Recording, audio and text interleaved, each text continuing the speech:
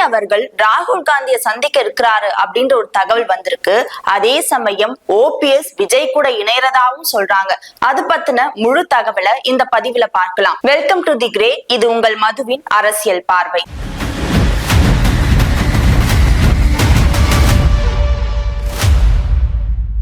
தாவேகா தலைவர் விஜய் அவர்கள் ராகுல் காந்தியை சந்திக்க இருக்காருன்னு சொல்லப்படுது. அவர் எதுக்காக விஜய் அவர்கள் சந்திக்க விரும்புறாரு அப்படின்ற ஒரு கேள்வி இங்க முன்வைக்கப்படுது. ஏன்னா விஜய் அவர்கள் பாஜக கூட கூட்டணி இல்லைன்னு சொல்லிட்டாங்க. அதே சமயம் திமுகவுடையும் எங்களுக்கு கூட்டணி இல்லை அப்படின்னு சொல்லிட்டாரு.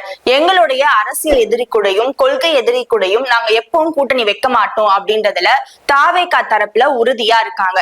அப்படி இருக்க அவர் இபிஎஸ் கூட சேர்ந்துருவாரு அப்படின்ற ஒரு பேச்சும் அதிகமா பேசப்பட்டது. அதுக்கும் முற்றுப்புள்ளி வச்சிருக்காங்க தாவேகா தரப்புல. ஏன்னா இபிஎஸ் அவர்கள் வெளிப்படையாவே விஜய் அவர்கள் அதிமுகவுல சேரணும், வந்து சேரலாம், எங்க கூட கூட்டணி வைக்கலாம் அப்படின்ற மாதிரி அழைப்பு விடுத்திருந்தாரு.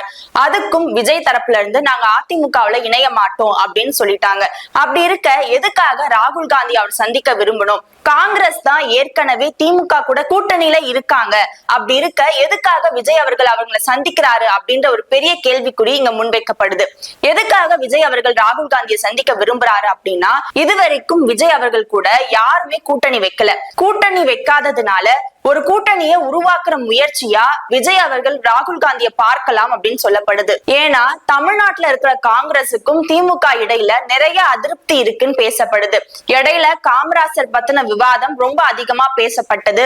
ஆனா அதுக்கு காங்கிரஸ் தலைவர் செல்வ பெருந்தகை இதெல்லாம் பெருசாக்க வேண்டாம் அப்படின்னு சொல்லி இருந்தாலும் காங்கிரஸ்குள்ள இருக்கிற மற்ற நிர்வாகிகளுக்கும் திமுகக்கும் இடையில பெரிய உட்பூசல் நடந்துட்டு இருக்கு அப்படின்னு பேசப்படுது. அது எல்லாத்தையும் குறைக்கிற விதமா திமுக காங்கிரஸ் கூட்டணியை உடைக்கிற விதமா ராகுல் காந்தி விஜய் அவர்களுடைய சந்திப்பு மாறலாம் அப்படின்னு அரசியல் வட்டாரங்கள் பேசிட்டு இருக்காங்க. அது மட்டும் இல்லாம இடையில நடந்த ஒரு கூட்டத்தப்ப ஆதவ அர்ஜுனா என்ன சொல்லிருப்பாருன்னா, காமராசர் அவர்களை பத்தி பேசினா காங்கிரஸ் எதுவும் சொல்லலனாலும் தாவேகா தரப்புல இருந்து நாங்க கடுமையா பேசுவோம், ஏன்னா எங்களுடைய கொள்கை தலைவரும் காமராசர் அவர்கள் தான் அப்படின்னு சொல்லி பேசியிருந்தாங்க. அதனால இதெல்லாம் ஒரு பிளஸ் பாயிண்டா வச்சு ராகுல் காந்தி கிட்ட கூட்டணி பத்தின பேச்ச விஜய் அவர்கள் எடுத்து வைக்கலாம் அப்படின்னு சொல்லப்படுது. ஆனா இது ராகுல் காந்தி தரப்புல இது எப்படி பார்க்கப்படும் அப்படின்னா, ராகுல் காந்தி அவர்களை பொறுத்த வரைக்கும் தமிழ்நாட்டு காங்கிரஸை தாண்டி தேசிய அளவிலான காங்கிரஸை தான் அவங்க முன்னோக்கி பார்ப்பாங்க.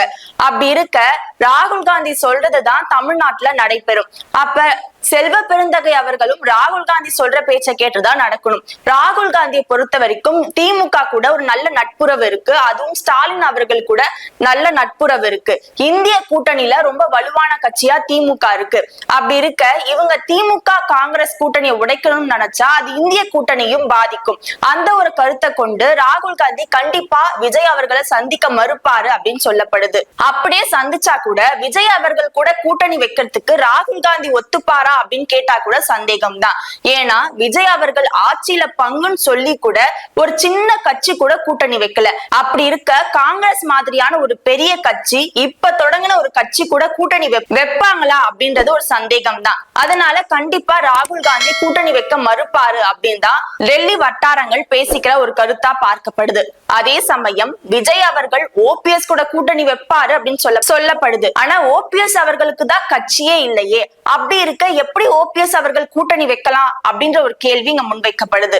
இதுக்கு என்ன பதிலா பார்க்கப்படுது அப்படின்னா, ஓபிஎஸ் அவர்கள் இப்ப வரைக்கும் அதிமுகவும் அதிமுக சின்னமும் தான் எங்களுடையது அப்படின்னு சொல்லி பேசிட்டு இருந்தாரு. இந்த வழக்கு இப்பவும் நீதிமன்றத்துல இருக்கு. அப்படி இருந்தும் இபிஎஸ் அவர்கள் வெளிப்படையா சொல்லிட்டாரு, ஓபிஎஸ் எங்க கூட கூட்டணி வைக்க முடியாது, எங்க கட்சிக்குள்ள திரும்பி வர முடியாது அப்படின்றத இபிஎஸ் தரப்புல ரொம்ப உறுதியா பேசப்படுது. அப்படின்றதுனால அவர் என்னதான் வழக்கு போட்டாலும் கண்டிப்பா ஓபிஎஸ் இபிஎஸ் சேர மாட்டாங்க. ஓபிஎஸ் மறுபடியும் அதிமுகல வரமாட்டாரு அப்படின்னு சொல்லப்படுது. அந்த ஒரு காரணத்தினால தேர்தல் நெருக்கத்தப்ப ஓபிஎஸ் அவர்கள் தனியா ஒரு கட்சி ஆரம்பிக்கலாம். அப்படி ஒரு தனியா கட்சி ஆரம்பிச்சுட்டாருன்னா கண்டிப்பா தாவேகாவோட சேர்ந்துருவாரு அப்படின்னு சொல்லப்படுது. ஏன்னா இது வரைக்கும் விஜய் அவர்களுக்கு எந்த கூட்டணியும் இல்ல. இவங்க வேணா சொல்லலாம் நாங்க கூட்டணி இல்லாமலே ரொம்ப பலமான கட்சி அப்படின்னு. ஆனா நடைமுறையில ஒரு கூட்டணி இல்லாம தாவேகாவில ஒரு நிறைய இடத்துல வெல்ல முடியுமா அப்படின்னு கேட்டா கண்டிப்பா அது சந்தேகக்குறியாதான் மாறும். அதனால தேர்தல் நெருக்கத்துல கண்டிப்பா இவங்க கூட்டணி வைக்க வேண்டிய ஒரு சூழ்நிலைக்கு தள்ளப்படுவாங்க. அந்த சமயத்துல ஓபிஎஸ் அவர்களோட கூட்டணி வச்சா அது தாவேகாவுக்கு எவ்வளவு பலம் அப்படின்னு யோசிக்கிறதுக்கு பதிலா ஓபிஎஸ் ஆவல அதிமுகவோட ஓட்டு வங்கிய சிதறடிக்கிறதுக்கான வாய்ப்பு இருக்கு. ஏன்னா ஓபிஎஸ் அவர்கள் கட்சியை விட்டு விலகினப்ப அதிமுக இருந்த பாதி தொண்டர்கள் அவங்க பக்கம் போயிட்டாங்க. அந்த சமயம் அதிமுகவுடைய ஓட்டு வங்கி அப்படியே சரிஞ்சுது.